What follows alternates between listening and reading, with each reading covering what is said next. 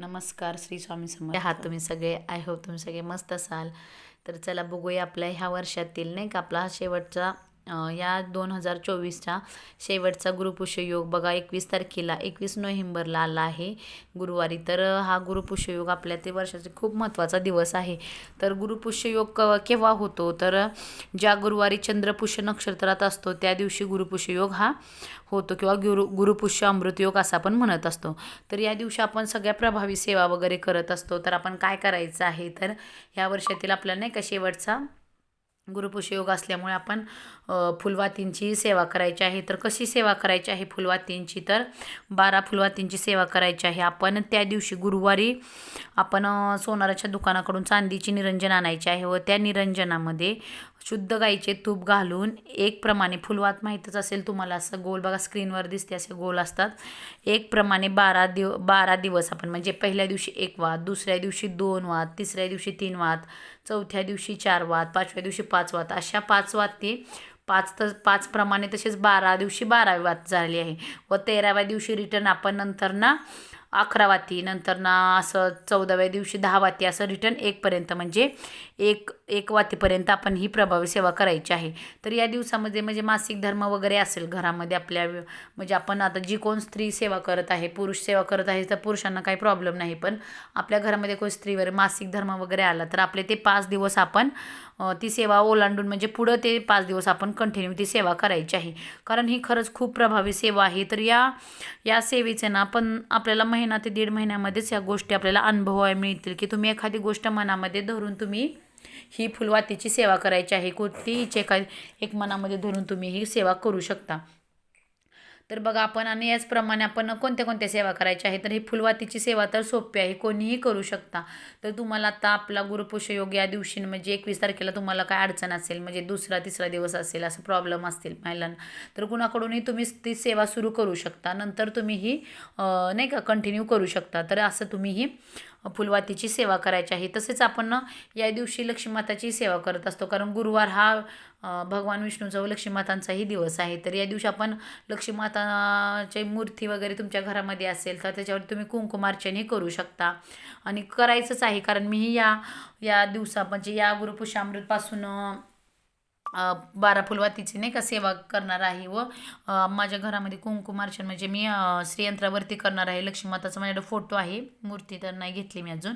तर मी ज्याच्या नाही का माझ्याकडे जे श्रीयंत्र आहे ते लक्ष्मीमाताचं आपल्या वाहनच आहे, तर त्याचीही तुम्ही कुंकुमार्चन करून सेवा करू शकता. व आपण आपल्या श्रीयंत्रावर जी कमलगट्ट्याची माळ असते तर ती माळ घेऊन तुम्ही विष्णू गायत्री मंत्र, लक्ष्मी गायत्री मंत्र हे तुम्ही 11 वेळा जप करायचं आहे. कारण ही आपल्याला लक्ष्मीमाताची प्रभावी सेवा आहे. तर याने आपल्याला काय होतं घरामध्ये, या दिवशी आपण ज्या सेवा करल या ज्या ज्या ज्या ज्या आपण सेवा करतो त्या सेवा आपल्याला नाही का लक्ष्मीमातापर्यंत आपल्या पोचल्या जातात या दिवशी. कारण एक म्हटलं गेलं आहे गुरुपुष्य योगावरती ज्या तुम्ही सेवा कराल त्यावेळेला तुमच्यावरती लक्ष्मीमाता प्रसन्न होत असते.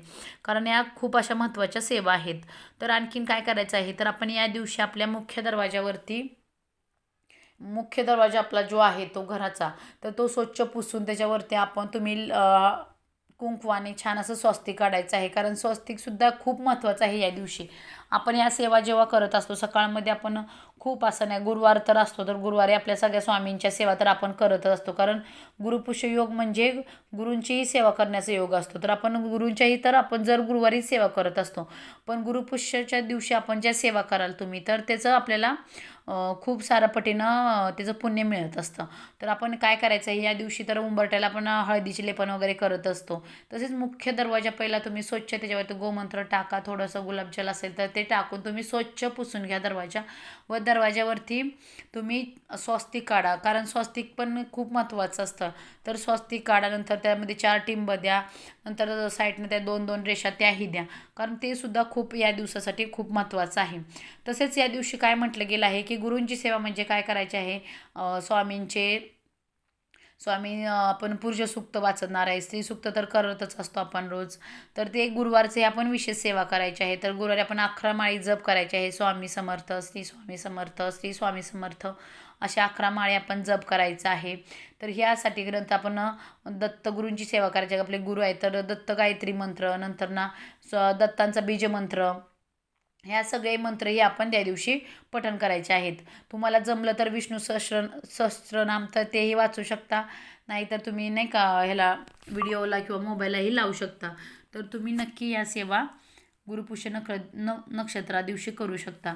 तर या दिवशी आणखीन काय करायचं आहे, तर या दिवशी आपण सोनं चांदी काही खरेदी करू शकतो, नवीन जागा खरेदी करू शकतो. कारण या दिवशी म्हटलं गेलं आहे की या दिवशी तुम्ही जर सोनं चांदी खरेदी केलं तर तुम्हाला कधीही सोन्याची कमतरता भासणार नाही. कारण तुमच्याकडे ते सोनं नाही का येतच राहील, पण कधी तुमच्याकडे सोनं कमी पडणार नाही. तर या दिवशी तुम्ही थोडं का होईना सोनं किंवा चांदी काहीही खरेदी करा.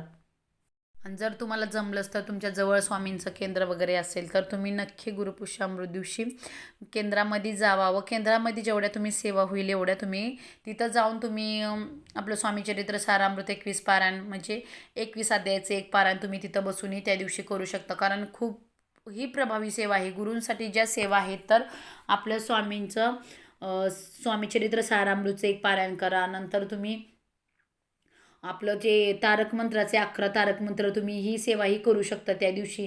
ज्या आपल्या स्वामींना ज्या प्रिय सेवा आहेत 11 माळी जप तुम्ही ज्या घरी करणार आहे सेवा, त्या घरी करण्यापेक्षा तुम्ही जर त्या केंद्रात जाऊन किंवा स्वामींच्या केंद्रात जाऊन जर केल्या तर त्याचं आपल्याला त्या दुपटीनं आपल्याला नाही का खूप आनंदाचं फळ मिळत असतं. तर तुम्हाला जमलं तर तुम्ही नाही का घरी करणार ती सेवा तुम्ही केंद्रामध्ये जाऊन केली तर खूप असा नाही का प्रभावी उपाय होऊ शकतो. तर तुम्ही हाही नक्की उपाय करा. तसेच आपण काय करायचं आहे, तर आपण लक्ष्मीमाता व लक्ष्मीमातांना प्रिय असणाऱ्या नाही का सगळ्या गोष्टी करायच्या आहेत. तर लक्ष्मीमाता घरामध्ये त्या दिवशी तुम्ही स्वामींची तर आपण गुरुवारची आरती करतच असतो, तर लक्ष्मीमातांचीही तुम्ही पूजा करा. नंतर तुमच्या घरी नाही का तुम्हाला अशी पूजा मांडायची असेल तर तुम्ही तीही पूजा मांडू शकता. लक्ष्मीमाता व भगवान विष्णूंचा फोटो ठेवून त्यांचीही तुम्ही पूजा करू शकता. तर तुम्हाला नसेल मांडायची पूजा तर तुम्ही आपल्या देवघरामध्येच नाही का लक्ष्मीमातांना प्रिय असणारे कमळाचे फूल तुम्ही हेही अर्पण करू शकता तुमच्याकडे असेल तर. नाही का जवळ तुम्हाला मिळालेच तर शक्य झालं तर तेही तुम्ही करू शकता.